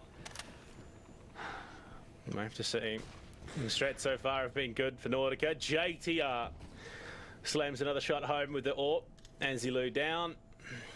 It's been a right struggle between the two maps so far. Player in main, player up in the boxes. T-Soy misses his opportunity in the middle of the site. Tetris, his death, unfortunately. Valhalla will answer back, so they are still contesting. But look at it, 2 AKs in an AWP versus 2 Tech 9s and an M4 Smilodon. Does it smile on his face, and it's an absolute merc fest. JTR seals the deal, the diff to come through. 11-1 the scoreline. 3 rounds remaining in the half here, Rochester. Yeah, 3 rounds, and it looks like they're all going Nordica's way. Some nice shots hit there, though, by Raz coming in with that 2 Deagle headshot entry. So Roadman, they still got it. They still got the gun skill. It's just the overall gameplay at the moment is a little bit lacking the strategies, and we need to see them pull themselves back in. Or we'll maybe just be looking at another 12-3 half again, or a 13-2, you know? I mean, it's a repeat of last game, isn't it, here, Blue? I mean, that's exactly it. It's Nordica very much, again, understanding exactly what they need to be doing exactly what they need to be doing. They've got the guns, they've got the utility, they've got everything that possibly could be needed. Krims has his own AWP, though, finally. We're back in hand once again. How long it'll stay there, we're about to find out. Yeah, definitely.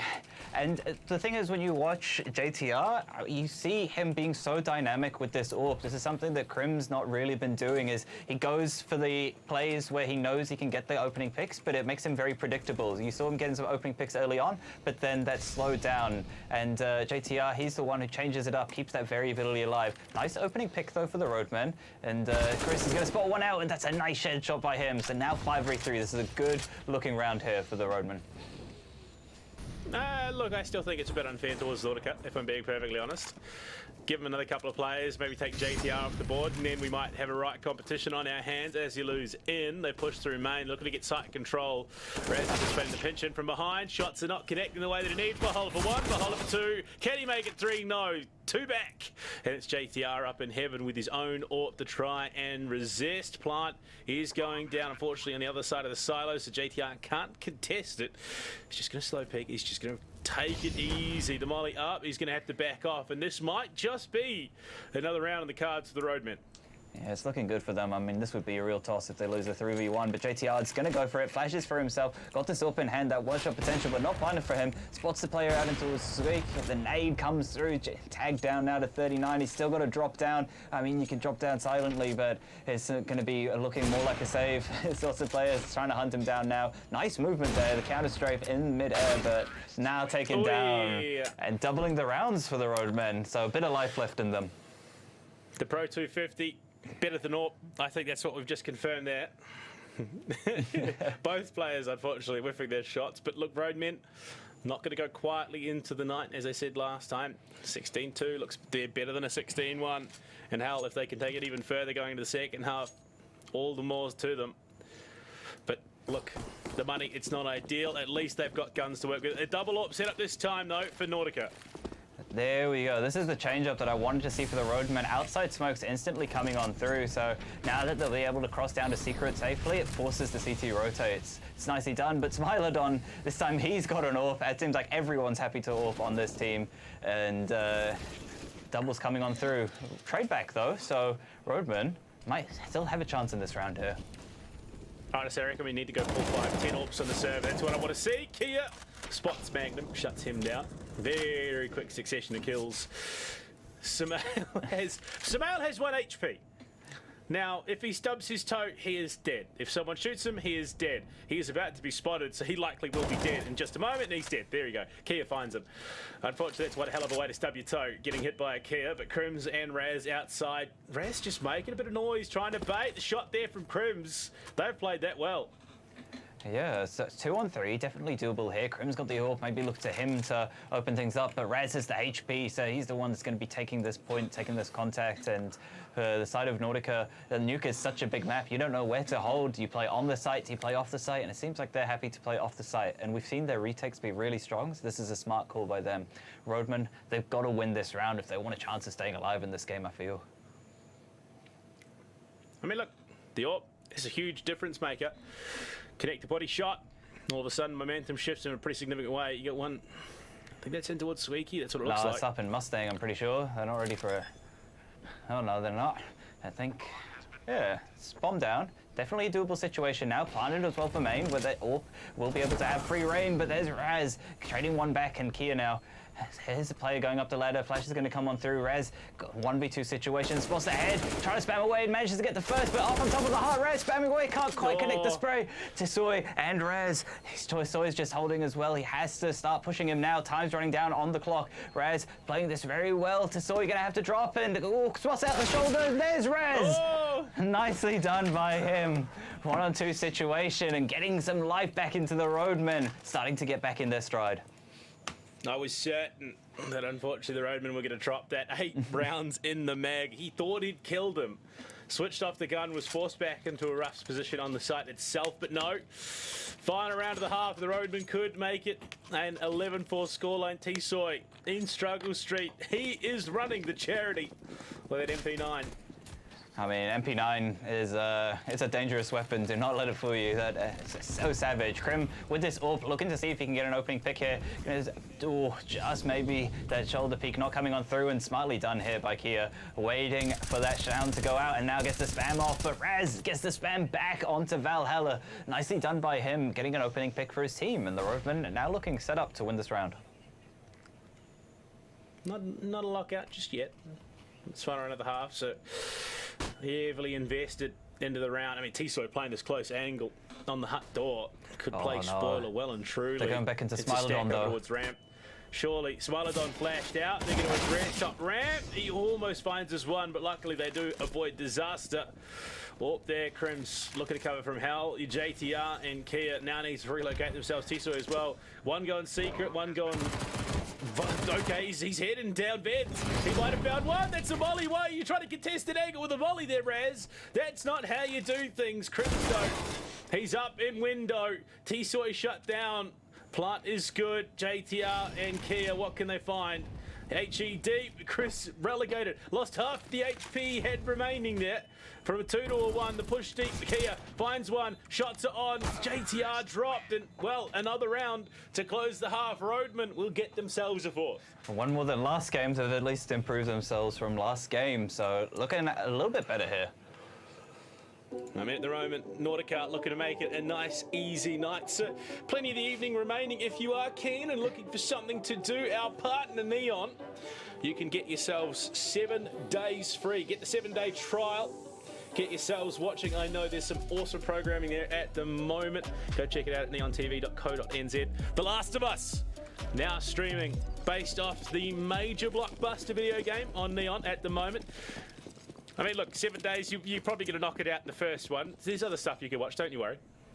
Yeah, but definitely, and it seems like we won't be watching the CSGO too much longer unless the Roman have something to say about it. There's the dualies coming on through. Cowboy Dan, but Valhalla gets the trade back. Nice pick off there by Raz, and there's no smoke for this safe cross on the ramp smoke, so they're going to get down here, and so far the Roadmen looking good into this round, but JTR answers back. 2-on-3 situation. There's your heavy tag, JTR, HP, Magnum deep in the site. He's surrounded. He should lose this. He's going to win the first gunfight. Plenty of shots in the mag plate on the ramp, and there you go.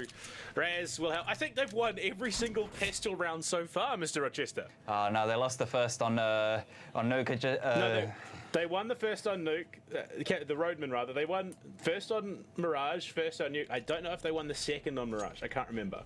I think they did. Maybe they're just pistol demons. Just honestly, if the rifles aren't going your way, stick to those pistols, hit those crisp headshots, and it might just be that increased movement speed that you get with the pistols. I drag that across here, not as being perfect for those wide peaks, and it works out for them. They're going to get a full buy into this, and Nautica, though, they decide that they're going to show what they're made of with the pistols, just get full deeks here. Oh, dear.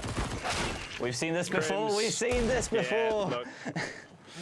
The MP9, it's a great gun, but the Deagle, that guaranteed headshot. Smilodon finds a follow-up. Kia trying. He's picked up the MP9 as well. Nade out towards main, but it's going to be a full push towards Secret. Raz spots the first, and Smilodon, would you believe, the Deagle in hand finds his second of the round. And it's just down to the 2 MP9s of Sumail and Azilu. Make that just Sumail. And broken, that momentum. The drop down of the vents is good for a kill onto Kia. Mr. Rochester, that eco is going to be in shambles for the Roadmen. It's just going to be in shambles, and Sumail might even want to look to save this into next round. He's not going to go for this, and the Deagles on Nautica, like, it's just too scary. Their aim's too sharp. There's one player coming up the ladder, toying with Sumail a bit. He's going to see if he can save this MP9 here. He's a bit stuck between a rock and a hard place. Nade flying up the vent, and the ladder up, down, doesn't matter. There's JTR taking him out. Nautica having a little bit of fun here, and just storming their way to potentially a likely victory here. It's going to be interesting to see what the Roadmen can mount in the second round of this half. I say third round of the half, rather.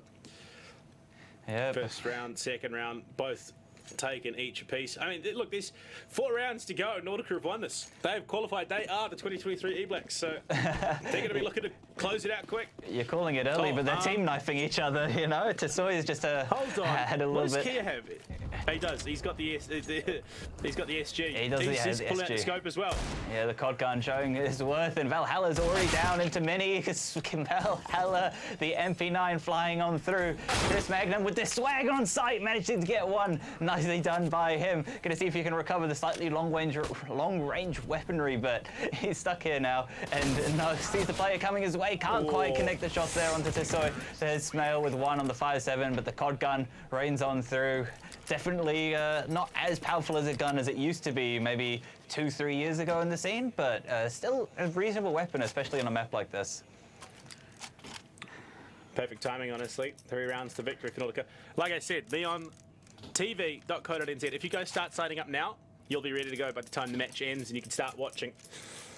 Because Nautica are looking to make this one a quick affair. They don't want to have to go to Inferno. They want to lock this one out nice and easily. And they're going to do just that. Yeah, Roadmen, they're on full eco, just Sumail with the P250. Can't expect too much from them in this round, and Nautica happy to take the long range fights down and towards outside because they know that they have the better weaponry in this round.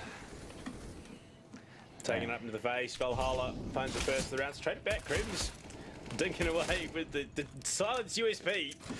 Unfortunately, we'll just have to sit and watch as his teammates fall. He's going to try to rapidly rotate over towards ramp. Spotted, dinks out once again, hitting the heads, but it's, again, the USP up against the AKs and head armor. There's only so much you can do.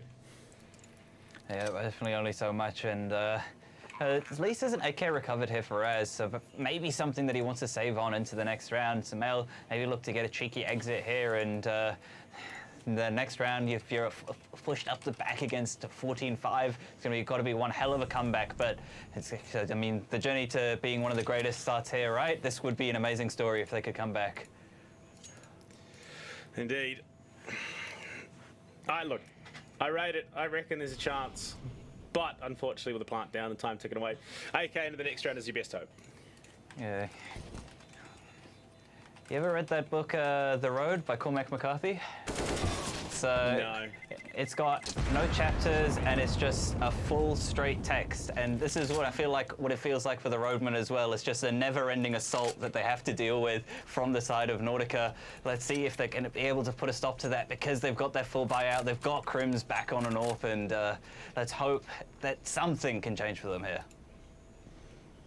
You can hope all you want. Unfortunately, hope does not win rounds. Gun skill and strategy does at the end of the day. Right now, Nordica has those in spades. In fact, they've got those to spare. Gearing themselves up. I mean, roadmen, this is a hugely impactful round. If they cannot hold fast here, I don't really hold out much hope they can do it any further. Oh, here immediately dropping though, going for what we call the Roths play here. Grace managing to punish that though, and Azul managed to trade back, so 3-on-5 situation, looking a bit good, and Smilodon jumping through the air. Is it a bird, is it a plane? No, it's a Smilodon, and he goes down, so nice looking round here for the roadmen. Just JTR and Tesoi left here in a 2-on-5. Sorry, we called it the what play? Was the Rochester play? The Roths play.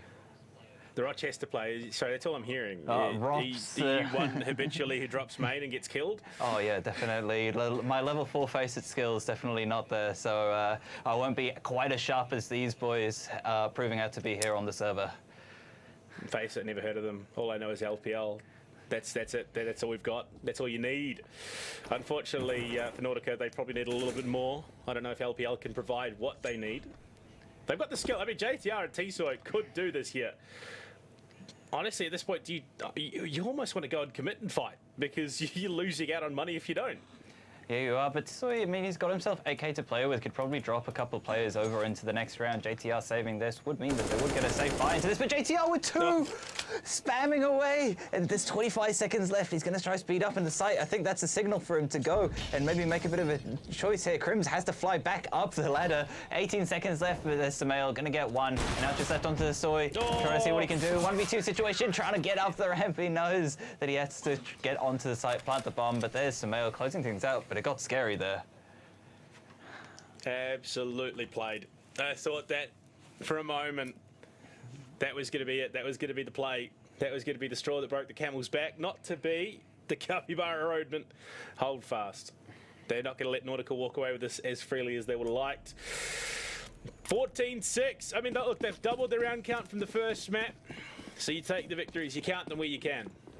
Yeah, definitely, and it's been a better showing them for them in Nuke because we've actually seen some good CS come out of them as well, some good fundamentals, so it's a little bit to take away, and maybe if they're, you know, carrying on into other events that are happening, Tesoi doesn't want to be carrying on to the other events, he just wants to get straight to the finals, and maybe a little bit overzealous on the aggression, gets taken down Kira as well, so Roadmen now finally putting a stop to Nordica's early fights and punishing it.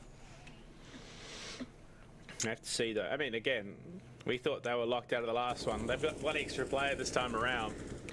So really, that should put this at a nice even standpoint, realistically, in terms of potential. Minute 10 on the clock, so they've got a little bit of flexibility. Multiple players stacked over towards A. I mean, look, impatience could punish Roadmen here right now if they're not careful. They need to play this one calm. Smilodon down, JTR at range, tosses the nade. He's going to pick a bit of damage on Sumail, but needs to hit those shots at range. Unfortunately, it's just that little bit harder. JTR will find the kill, but it's at the same time as Valhalla going down. A 1 versus 4, I believe. It's definitely doable. I mean, besides such a good pause to play, but getting peeked out from ramp now, flashes are good. The shots are as well for Magnum.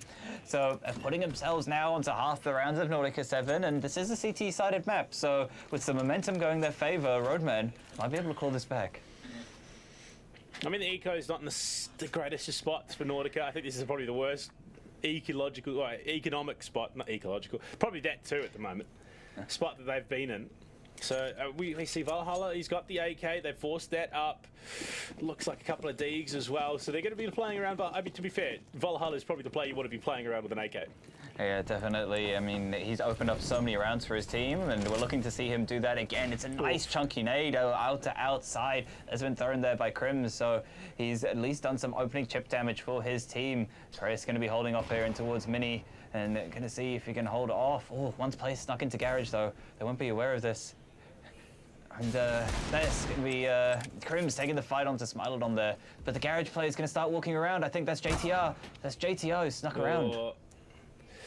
Kia down as well. Crims putting this AWP to work. Shots for Magnum successful, but not enough for the kill.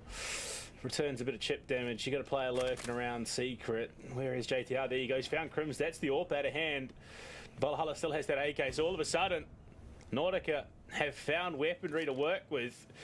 Tusoy, the only player in the roster without spotted. Shot by Azilu. In heaven, JTR with the deagle again. Proves that the green gun is not the be-all, end-all. But the molly spreads. Unfortunately, the molly spread. That's rough. Valhalla now, 1v3 situation. Very doable if he wants to send his opponents to hell. And that's the first pick for him. Nicely done onto Azulio. And has the bomb in hand as well, so could go down the vent, take it to B, or just hold and plant on this top site. But taking his time. I don't think there's retribution here for this Roadman roster. Valhalla is not going to be the option, I think. Misses the opportunity, but forces Roadman off the place. Player in Hut as well, 17 seconds, so he's got to make something happen here. He's got the info on both players. Plant, needs to commit to the plant.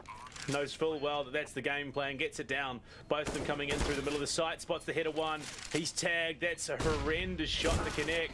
Plays the pop flash. Magnum will shut it down. And would you believe, Rochester, from a 16-3 map 1, we're about to be staring down the barrel of a 14-8.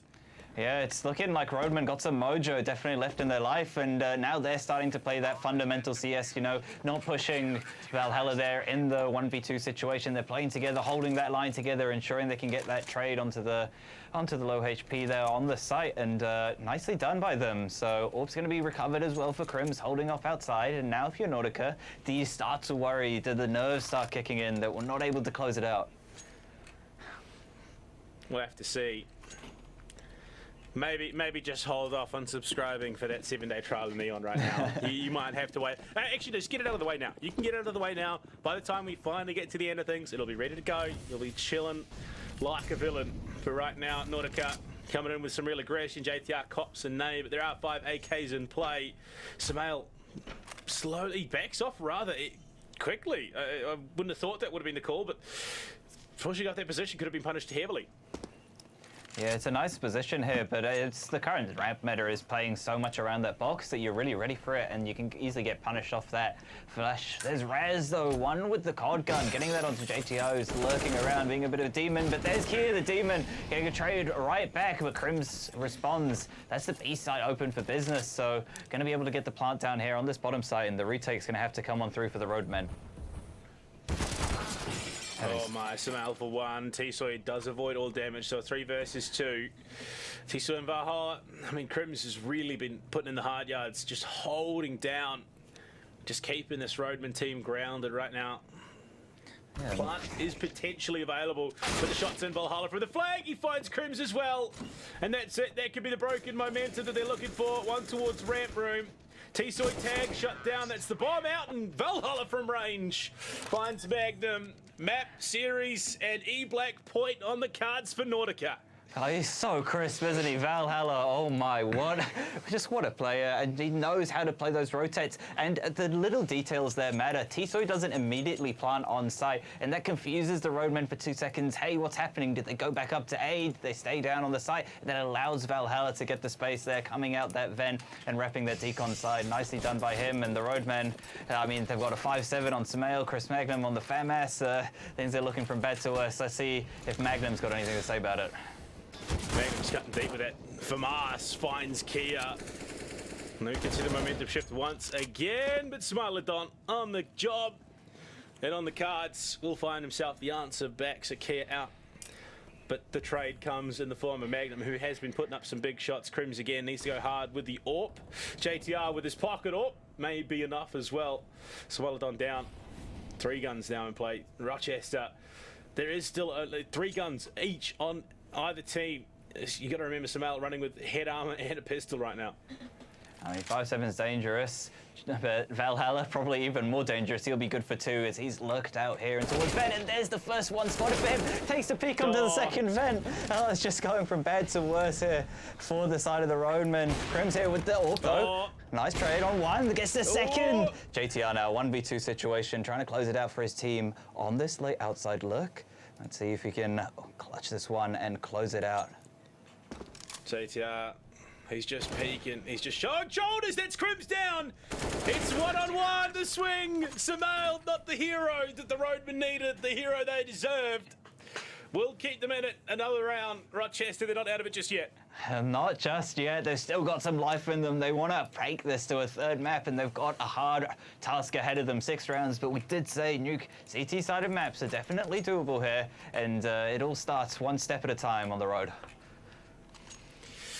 Oh boy, 6 rounds to take us to overtime. I mean, with the way that they've been playing, Roadman had that opportunity. It's full pistol buy, and it looks like it's going to be a full 5-man stack in towards Hut. Are they going to just exploit out of Hut? Look to get a quick plant down and get some money going. I think that might be the call, probably the smart call too. As he low above, pops the smoke in. He's not anticipating the full rush, finds 1, 2. Taken down by Smilodon. Valhalla follows it up with one of his own. With the plant down, Famas and an MP9 in hand. This is workable. Nade up towards heaven. That's some big damage. Shots are on. Valhalla remain, but no, the Roadmen, they're going to crack double digits here. Yeah, nicely done by them. I mean, 3-man retake from heaven. I mean, everyone's got to drop out, right? It looks like a rough situation, but they make it work because they're all swinging out together there, and they decide to go for that fast retake, and they thrive in the chaos. So nicely done by them. And Nordica not able to close it out there in the 3-on-3. So now 5 rounds left for the Roadmen to get them themselves and push them to overtime. It's definitely doable. Believe. Absolutely believe. Because the Roadmen are proving that it is possible. This is not going to be a complete shutout just yet. Going from a 16-3 map 1 to a 15-10 scoreline in map 2. Huge improvement so far, with the possibility of even Inferno on the card. Smoke coverage for the vet. Drop JTR down main. Catches Magnum lacking, and he's going to carry on outside. 1 towards the lockers. He's just flicking back and forth. He's still alive. Crims whiffs the shot. He's still in it. Kia finds Samael as well. We're down to the 5 versus 3 in what could be the final round of the evening. Rochester, Roadmen may have done their dash. Yeah, they may have done, and Nordica will be sailing the ship to victory here unless the 3-on-5. It's going to be very difficult, especially with Crims on the AWP on the retake, and JTR just playing the rattiest of angles in the world. Clean headshot by him as a bomb gets planted down on the bottom side. I mean, what can you do? It's just JTR, man. And that'll be the game. Nordica qualified. They are your 2023 E-Blacks, of course. Massive stuff from them. They push through the double Elam bracket, take it out in the grand finals, and they book themselves that spot. They are going to be repping the black jersey, of course, as the 2023 representatives. Look, I mean, they proved that they deserved it for sure. Yep, they definitely showed that they were the ones to represent Aotearoa here. They were so confident, and initially we thought, okay, they're just aim demons, especially on that Mirage map, taking whatever fights they want. But they showed it to us on Nuke that the New Zealand players, they have that level of intellect to be able to play a methodical game and close things out very convincingly there on Nuke. So it's nice to see by them. And look, Roadman made them work for it. That is at least a takeaway. The Roadmen made them work for it here on Nuke. It wasn't a complete shutout. Wasn't even remotely close to what we saw on Mirage. Nordica were pushed. There was a very real chance that a couple of rounds in that first half, if they'd gone the other way, if Roadmen had been a little bit more successful on the T side, that we could have been going to an Inferno. Yeah, definitely. But I mean, it's just such a hard scoreline to fight back from 4-11, and they managed to put up a good showing, but it's just too much. I mean, Valhalla, right? He's got to be the MVP of this match for me. He's bringing his team back into so many rounds. It's unbelievable, and he's just creating such impact, no matter where he is, what he's doing, and because of the space that he creates, it allows the other stars of the team, like JTR, like we saw Tesoro, Smilodon, shine, and Nordica just looked like a complete team, to be honest. Oh, they absolutely rocked it. Their CT was absolutely on point.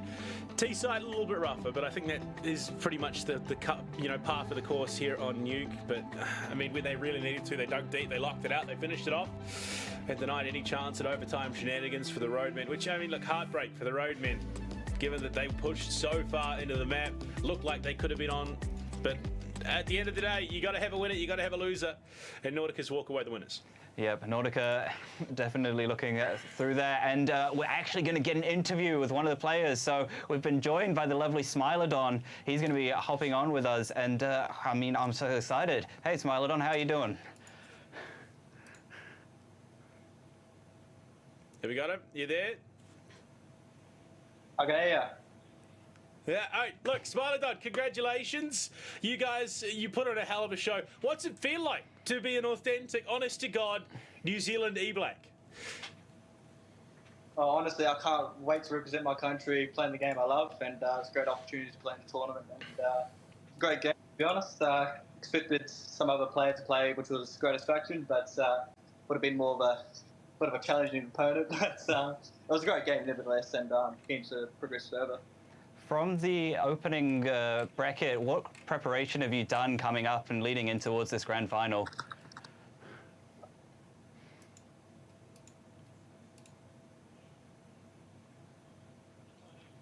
Okay. Sorry, Rochester, unfortunately, having some issues connecting the two of you, but he's just asked, you know, what sort of prep did you guys bring into this competition? What work were you doing behind the scenes to bring it all together? Honestly, we didn't really do too much practice as a team. We just all came together as a five, and we've known each other for the past kind of few years, and we kind of all just mixed well together as a unit, and this coordination between the five has always been key between the whole competition. So we didn't really go into depth with our practice, but yeah, it's pretty much how we came on gun facing pretty much. Well, look, Smilodon, this is for you. You're an authentic E-Black in New Zealand. What anything you'd like to say? Anyone you'd like to shout out? Shout out the Boroughs. Shout out my dad, who's obviously going to be watching. You know, got to rep him. And yeah, shout out the boys who watched the game and everyone who's joined us for the whole broadcast, pretty much. Oh, thanks, mate. We'll let you go celebrate with the boys. Take a nice, easy evening. Let's be honest, you're probably going to go hit ranked. Of course, it's a CSGO life. You've just got to live it, unfortunately. But Rochester, look, absolutely huge. The first step on a journey that could lead all the way to Romania. They've got a few more competitions to play before then, but the potential's endless.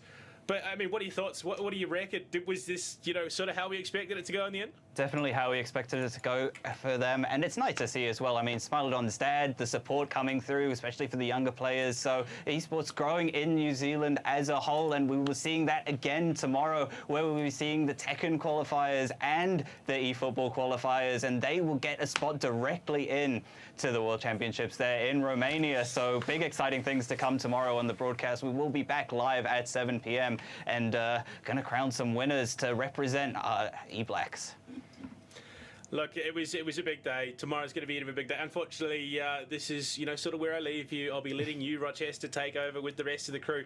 But big shout out to our sponsors. Of course, none of this would be possible without them. Samsung, of course, Red Bull, Hyperfiber, and the crew at Neon and LPL have put on a magnificent show with the help of the NZESF. Right now, though, we're done tomorrow. Tekken, eFootball, some big competition coming your way. Same time tomorrow, same channel on Sky Select as well. So make sure you're there, ready to go.